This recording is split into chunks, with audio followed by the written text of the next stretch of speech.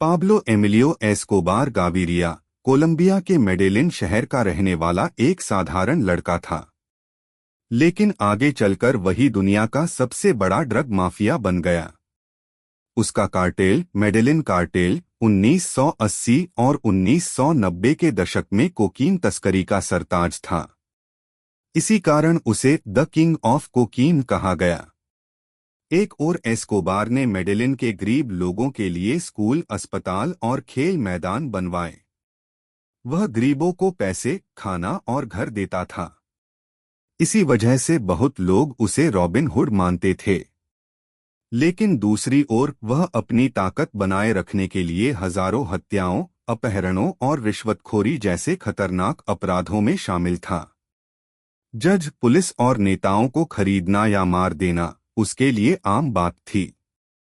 आखिरकार सरकार और प्रतिद्वंदी गिरोहों से लंबी जंग के बाद 2 दिसंबर 1993 को मेडेलिन शहर में पुलिस मुठभेड़ में पाब्लो एस्कोबार मारा गया। एस्कोबार ने मेडेलिन कार्टेल की स्थापना की, जिसने 1980 के दशक में अमेरिका और यूरोप में सबसे ज्यादा कोकीन सप्लाई की। अनुमान है कि एस्कोबार हर दिन लगभग $70 मिलियन कमाता था।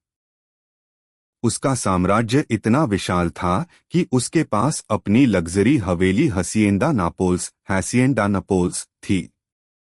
वहां उसके निजी हवाई जहाज, फुटबॉल स्टेडियम और एक प्राइवेट चिड़ियाघर था जिसमें दरियाई घोड़े, जिराफ और हाथी जैसे विदेशी जानवर भी थे।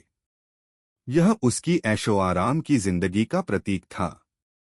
1970 के आखिर से लेकर 1993 तक कोलंबिया की अंडरवर्ल्ड दुनिया में पाब्लो एस्कोबार का नाम सबसे ऊपर रहा। 1980 का दशक उसका गोल्डन पीरियड था, जब उसका कार्टेल अमेरिका और यूरोप में कोकीन का सबसे बड़ा सप्लायर बना। 1991 में एस्कोबार ने सरकार से समझौता करके अपने लिए खुद का एक जेल, ला कैथेड्रल, बनवाया। लेकिन वह जेल भी असल में एक आलीशान महल जैसी थी, जहां से वह अपना धंधा आराम से चलाता रहा। आखिरकार 2 दिसंबर 1993 को पुलिस मुठभेड़ में उसकी मौत हो गई और उसके साम्राज्य का पतन शुरू हो गया। एस्कोबार का गढ़ मेडेलिन, कोलंबिया था। वहीं से उसने अपना पूरा ड्रग नेटवर्क चलाया। मेडेलिन कार्टेल एस्कोबार के नेतृत्व में कोलंबिया से मियामी, अमेरिका और फिर पूरी दुनिया, यूरोप और एशिया तक कोकीन सप्लाई करता था। मेडेलिन उसकी ताकत और आतंक का केंद्र बन गया था। उसकी दौलत और दबदबे की वजह से मेडेलिन की पहचान पूरी दुनिया में माफिया कल्चर से जुड़ गई। प्लाता ओ प्लोमो, यानी या तो रिश्वत लो या गोली खाओ।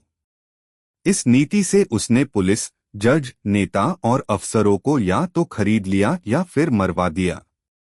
दूसरी तरफ उसने गरीबों को घर, अस्पताल, स्कूल और खेल की सुविधाएं दी।